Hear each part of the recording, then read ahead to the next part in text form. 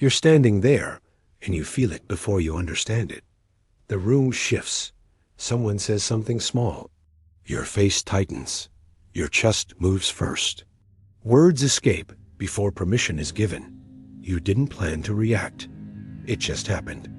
A laugh that was too loud. An explanation no one asked for. A correction that landed heavier than intended.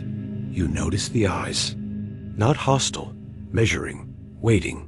You tell yourself it's honesty, that it's clarity, that you're just being real, but something is off. The air thins. Authority leaks. Silence no longer belongs to you. You feel the need to fill it, to justify, to clarify, to make sure they understand what you meant. Your mouth keeps moving while your presence shrinks. You sense it too late. That subtle downgrade. Not rejection, evaluation.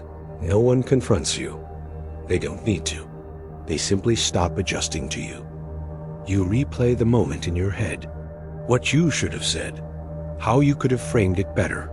Why it came out wrong. But the truth is colder. The loss didn't happen because of what you said. It happened because something inside you moved without command. Emotion took the wheel.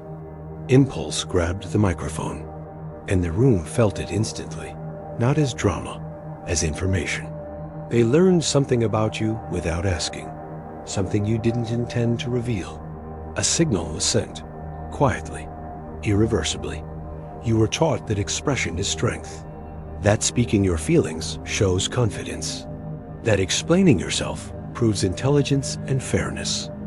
You believed that if you stayed open, reasonable, transparent, the world would meet you halfway. You believed clarity would protect you. That intention mattered more than impact. So you explained. You justified. You corrected misunderstandings in real time. You showed your inner process so no one could misread you. And strangely, the more honest you became, the smaller you felt. People didn't relax around you. They leaned back. They questioned more. They interrupted. They felt entitled to evaluate your tone, your motives, your emotions. You were promised respect for openness.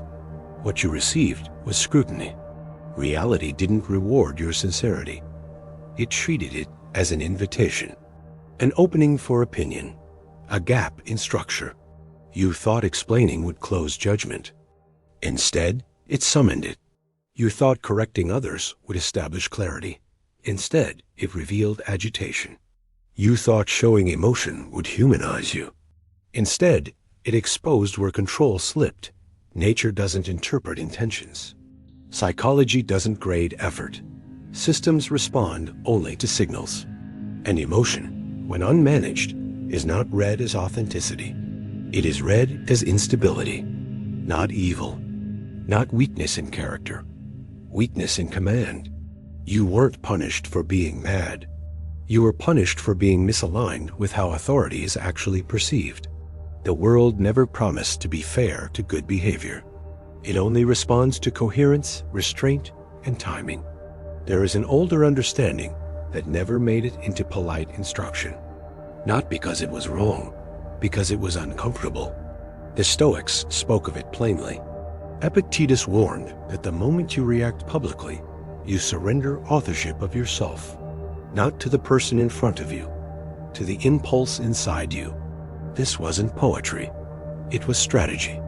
In military doctrine, exposed movement draws fire. In economics, volatility destroys trust. In biology, unnecessary display attracts predators. Public emotion functions the same way. It reveals internal disorder, not feelings, command gaps.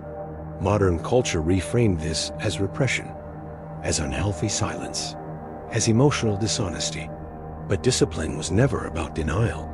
It was about sequencing. The powerful do not feel less. They delay more. They understand that correcting someone publicly rarely establishes truth. It establishes rivalry. It frames the interaction as ego versus ego. Authority does not rise by confrontation. It solidifies through non-reactivity. The most dangerous person in any room is not the loudest. It is the one whose inner state cannot be read. This idea is rarely taught because it cannot be marketed as kindness. It doesn't feel virtuous. It feels cold. But power has never been warm. It has always been precise. When you react emotionally, the room doesn't hear your argument. It hears urgency. When you over-explain, they don't hear clarity. They hear uncertainty seeking approval. This is not moral failure. It is a technical error, one that disciplined minds correct without apology. You're tired in a way you don't usually name. Not physically, structurally. Tired of feeling misread. Tired of explaining what should have been obvious. Tired of realizing afterward that silence would have done more than speech ever could. You feel the contradiction. You try to be controlled, yet moments keep slipping through. You hold back most of the time, and one comment, one look, one challenge pulls something out of you. And when it's over, you always know. Not guilt, recognition, that quiet awareness that you revealed more than you wanted, that you gave the room leverage without receiving anything in return. No one thanks you for your restraint when you finally regain it. No one announces that you lost ground, but the hierarchy adjusts anyway. This is where frustration lives, not in failure. In repetition, you sense there is a cleaner way to move, a way where you don't need to correct, justify, or react, where your presence alone slows things down. You're not looking for tricks, you're looking for alignment. What exhausts you is pretending that expression equals strength when experience keeps teaching the opposite. There is relief in understanding this is not about becoming colder, it's about becoming ordered. And once order exists internally, the external world recalibrates without force. What follows will dismantle the reflexes that keep putting you on trial in public spaces, not by adding behavior, by removing leaks. But understand this clearly. Once you see how authority actually forms, you will not be able to unsee where you've been giving it away. There are 5 shifts that matter here. Not rules, not habits. Shifts in how you are read before you ever speak. They are not designed to help you win arguments. They are designed to remove you from needing them. Each one changes how emotion, silence, and response are metabolized inside you. Each one alters the way others position themselves around you without conscious effort. These are not techniques you perform. They are constraints you adopt. Most people try to add presence by doing more, speaking sharper, explaining cleaner, reacting faster. These 5 work in the opposite direction. They subtract. They remove the reflex to signal, the urge to correct, the impulse to be understood immediately, the need to manage perception in real time. When these are gone, something strange happens. The room slows to match you.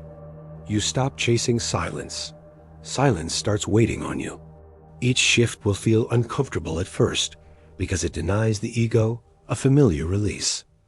No applause, no validation, no immediate closure. That discomfort is not danger. It is withdrawal. You are removing yourself from the economy of emotional exchange. These 5 are permanent once internalized. They don't switch off when you're tired. They don't depend on mood. They restructure how reaction flows through you. By the end, public emotion will feel inefficient. Over-explaining will feel loud. Correction will feel indulgent, not because you are suppressing anything, because you no longer need to prove command by showing it. The first shift is understanding that emotion is currency and public spaces are markets. Nothing emotional goes unnoticed. It is priced instantly. The blunt truth is this: emotion spent publicly is emotion no longer under your ownership. In physics, energy that leaks cannot be reused. In finance, capital exposed without return weakens position. In warfare, visible movement invites targeting. Your old behavior treated emotion as expression. You released it to feel honest, aligned, clean. The new behavior treats emotion as stored power, felt fully, released privately, deployed only when return is guaranteed. When you show irritation, the room doesn't read passion. It reads friction. When you show enthusiasm, it doesn't read leadership. It reads appetite. People adjust automatically. They speak around you differently. They test edges. They assume influence over your internal state. When emotion stays contained, something reverses. Others begin managing themselves. They pause before speaking. They check tone, not out of fear, out of uncertainty. Uncertainty creates hierarchy. This is discipline, not suppression. You still feel everything. You simply refuse to let the external environment dictate timing. Emotion becomes pressure behind glass, not steam in the air.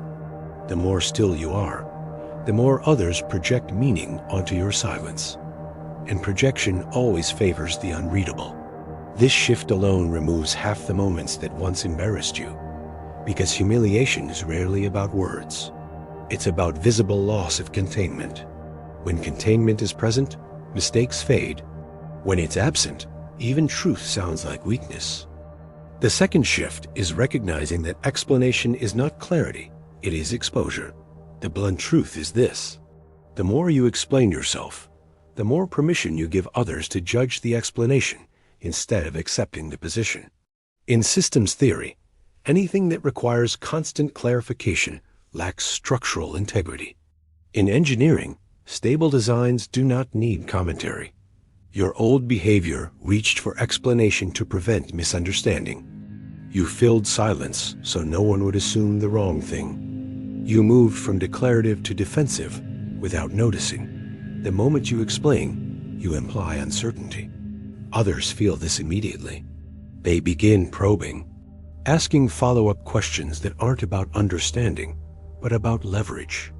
The new behavior removes explanation unless it is demanded by position, not discomfort. You answer questions, not reactions.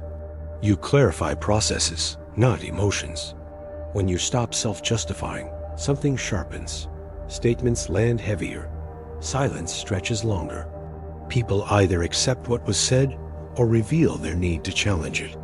Both outcomes benefit you. Those who accept align. Those who challenge expose themselves as seeking dominance, not truth. By not explaining, you force the interaction to resolve itself without you chasing resolution. Over time, others learn that nothing extra is coming from you. No padding, no reassurance. And without reassurance, judgment loses traction. The third shift is understanding that correction is almost never about truth. It is about hierarchy. The blunt truth is this: publicly correcting others does not elevate authority. In animal hierarchies, dominant members do not interrupt behavior constantly. They correct once, privately, or not at all. Excessive correction signals insecurity about rank. Your old behavior corrected to feel aligned with accuracy. You clarified errors in real time. You believed silence would imply agreement or weakness. What actually happened was exposure. You revealed investment. You showed that disorder bothered you enough to act.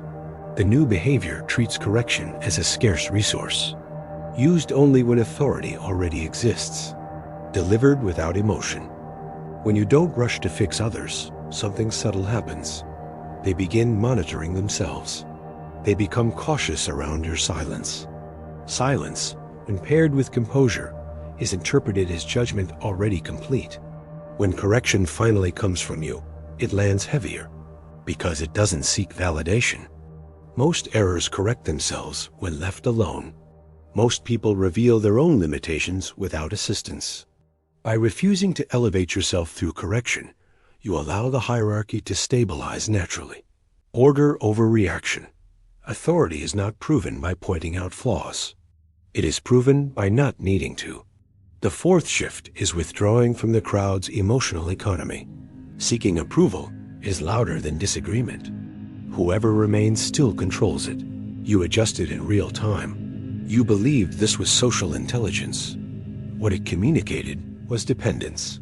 The crowd felt it, not consciously, because authority does not check for permission. The new behavior is not defiance. It is disengagement. You stop calibrating yourself to the room. You let the room calibrate itself to you. When you speak without scanning reactions, your words slow the space. When you stop reacting to approval or disapproval, the crowd loses leverage. People become uncertain how to place you. Uncertainty reorganizes hierarchy. Some will grow uncomfortable. They relied on your responsiveness to feel control. Others will lean in. They sense stability. By not chasing agreement, you make disagreement irrelevant. This is not isolation. It is sovereignty. Presence becomes weight, not noise. When the crowd cannot pull emotion from you, silence becomes yours by default. And silence, when it is not defensive, commands more than applause ever could. Approved to continue to the next point. The fifth shift is accepting that reactions are not responses. They are confessions. The blunt truth is this: every uncontrolled reaction tells the room exactly where you can be moved.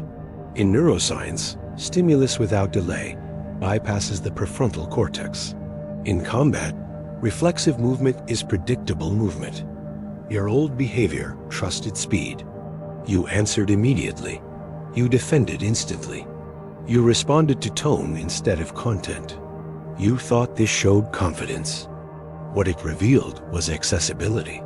The room learned how to press you, which comments activated you, which looks unsettled you. The new behavior introduces delay, not hesitation. Then you withhold execution. That gap is everything. In that space, power returns to you.